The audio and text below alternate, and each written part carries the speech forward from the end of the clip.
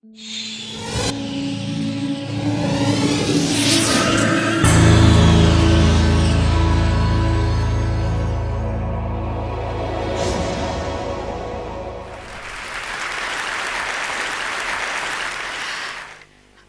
really am honored to be here, and as Chris said, it's been over 20 years since I started working in Africa. My first introduction was at the Abidjan airport on a sweaty Ivory Coast morning. I had just left Wall Street, cut my hair to look like Margaret Mead, given away most everything that I owned, and arrived with all the essentials, some poetry, a few clothes, and of course a guitar, because I was going to save the world, and I thought I would just start with the African continent. But literally within days of arriving, I was told in no uncertain terms by a number of West African women that Africans didn't want saving, thank you very much, least of all not by me. I was too young, unmarried, had no children, didn't really know Africa, and besides my French was pitiful. So it was an incredibly painful time in my life. And yet, it really started to give me the humility to start listening. I think that failure can be an incredibly motivating force as well. So I moved to Kenya and worked in Uganda, and I met a group of Rwandan women who asked me in 1986 to move to Kigali to help them start the first microfinance institution there. And I did, and we ended up naming it Duterembere, meaning to go forward with enthusiasm. And while we were doing it, I realized that there weren't a lot of businesses that were viable and started by women, and so maybe I should try to run a business too. And so I started looking around, and I heard about a bakery that was run by 20 prostitutes. And being a little intrigued, I went to go meet this group. And what I found was 20 unwed mothers who were trying to survive. And it was really the beginning of my understanding the power of language and how what we call people so often distances us from them and makes them little. I also found out that the bakery was nothing like a business, that in fact it was a classic charity run by a well-intentioned person who essentially spent $600 a month to keep these 20 women busy making little crafts and baked goods and living on 50 cents a day, still in poverty. So I made a deal with the women. I said, look, we get rid of the charity side and we run this as a business and I'll help you. They nervously agreed. I nervously started. And of course, things are always harder than you think they're gonna be. First of all, I thought, well, we need a sales team and we clearly aren't the A team here. So I did all this training. And the epitome was when I literally marched into the streets of Nyamirambo, which is the popular quarter of Kigali, with a bucket, and I sold all these little donuts to people, and I came back and I was like, you see? And the women said, you know, Jacqueline, who in Nyamirambo is not gonna buy donuts out of an orange bucket from a tall American woman? And I was like, it's a good point.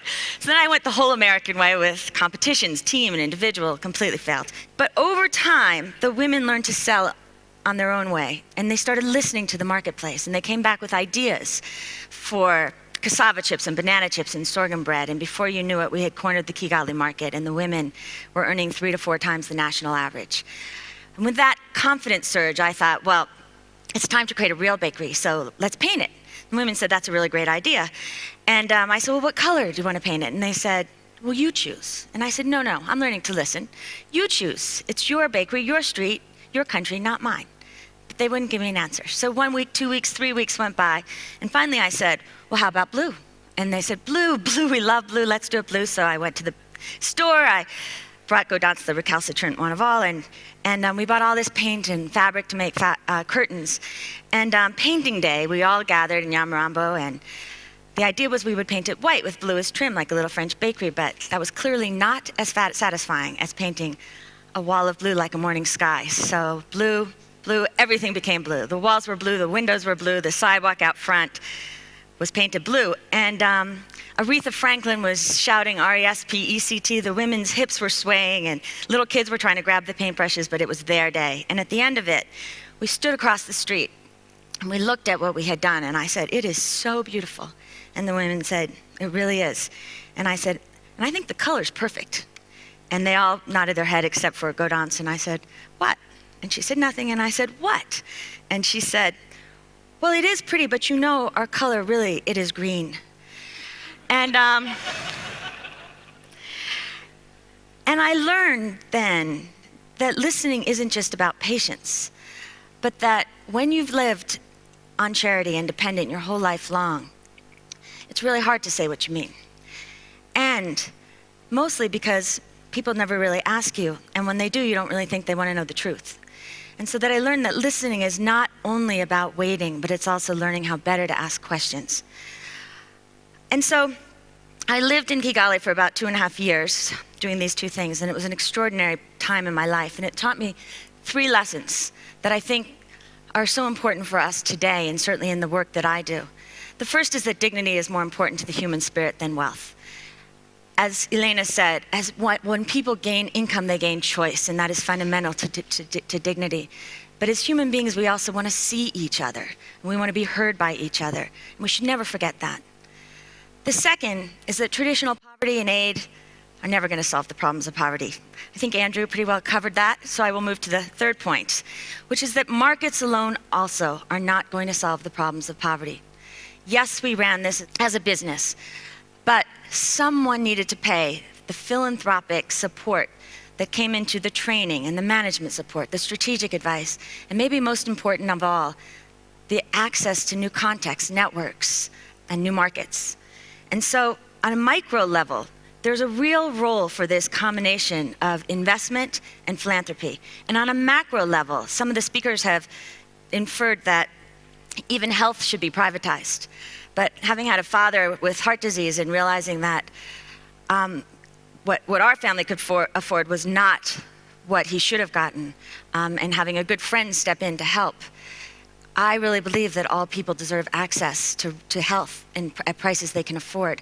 I think the market can help us figure that out, but there's got to be a charitable component, or I don't think we're going to create the kind of societies we want to live in. And so it was really those lessons that made me decide to build Acumen Fund about 6 years ago. It's a nonprofit venture capital fund for the poor. A few oxymorons in one sentence. It essentially raises charitable funds from individuals, foundations, and corporations, and then we turn around and we invest equity and loans in both for-profit and nonprofit entities that deliver affordable health, housing, energy, clean water to low-income people in South Asia and Africa so that they can make their own choices. We've invested about $20 million in 20 different enterprises and have, in so doing, created nearly 20,000 jobs and delivered tens of millions of services to people who otherwise would not be able to afford them. I want to tell you 2 stories. Both of them are in Africa. Both of them are about investing in entrepreneurs who are committed to service and who really know the markets. Both of them live at the confluence of public health and enterprise. And both of them, because they are manufacturers, create jobs directly and create incomes indirectly because they're in the malaria sector. And Africa loses about $13 billion a year because of malaria. And so as people get healthier, they also get wealthier. The first one is called Advanced Bioextracts Limited. It's a company built in Kenya about 7 years ago by an incredible entrepreneur named Patrick Kenfrey and his 3 colleagues. These are old-hand farmers who've gone through all the agricultural ups and downs in Kenya over the last 30 years. Now this plant is an artemisia plant. It's the basic component for artemisinin, which is the best known treatment for malaria. It's indigenous to China in the Far East. But given that the prevalence of malaria is here in Africa, Patrick and his colleagues said, let's bring it here, because it's a high value add product. The farmers get 3 to 4 times the yields that they would with maize. And so using patient capital, money that they could raise early on that actually got below market returns and was willing to go the long haul and be combined with management assistance, strategic assistance, they've now created a company where they purchase from 7,500 farmers. That's about 50,000 people affected. And I think some of you may have visited. These farmers are helped by Kickstart and TechnoServe, who help them become more self-sufficient. They buy it, they dry it, and they bring it to this factory, which was purchased in part by, again, patient capital from Novartis, who has a real interest in getting the powder so that they can make Coartem. Acumen's been working with Abe for the past year, year and a half, both on looking at a new business plan, what does expansion look like, helping with management support, and helping to do term sheets and raise capital. And I really understood what patient capital meant emotionally in the last month or so, because the company was literally 10 days away from proving that the product they produced was at the world quality level needed to make Coartem when they were in the biggest cash crisis of their history. And we called all of the social investors we know. Now, some of these same social investors are really interested in Africa and understand the importance of agriculture. And they even help the farmers.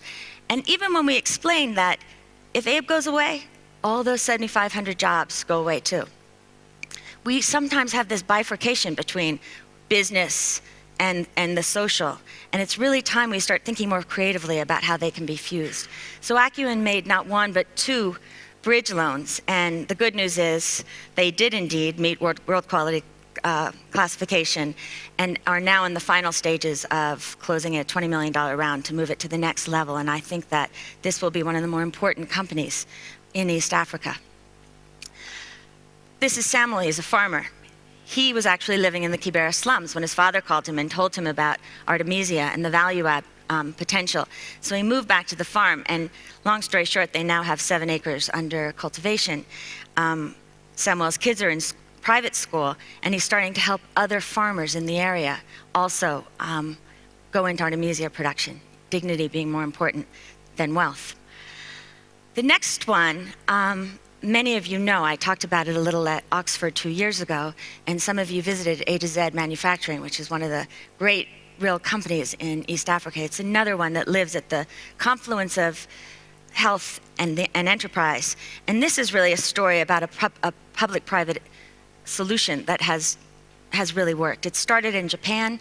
Sumitomo had developed a technology essentially to impregnate a polyethylene-based fiber with organic insecticide, so you could create a bed net, malaria bed net, that would last 5 years and not need to be redipped. You could alter the vector.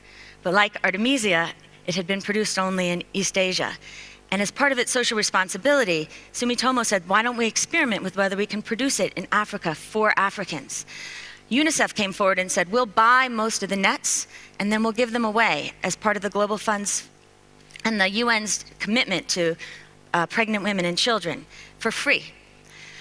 Acumen came in with the patient capital, and we also helped to identify the entrepreneur that we would all partner with here in Africa.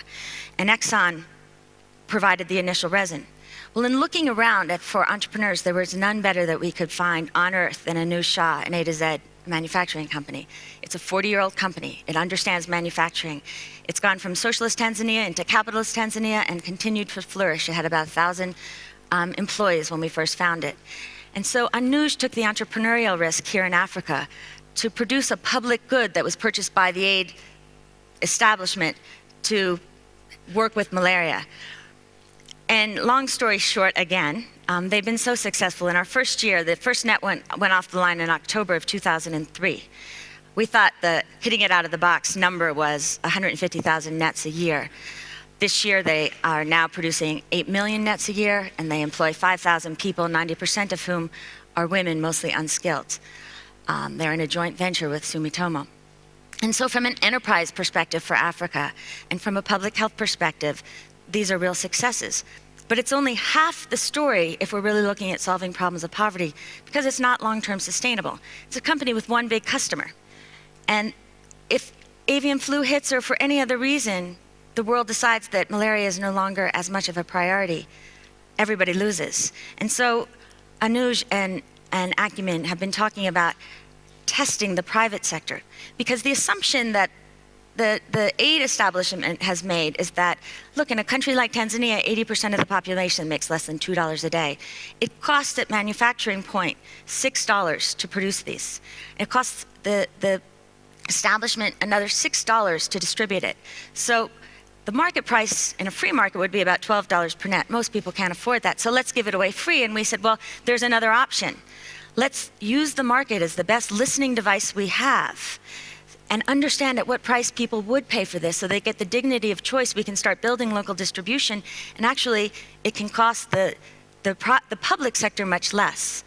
And so we came in with a second round of patient capital to A to Z, a loan as well as a grant, so that A to Z could play with pricing and listen to the marketplace, and found a number of things. One, that people will pay different prices, but the overwhelming number of people will come forth at $1 per net and make a decision to buy it. And that when you listen to them, they'll also have a lot to say about what they like and what they don't like. And that Some of the channels we thought would work didn't work.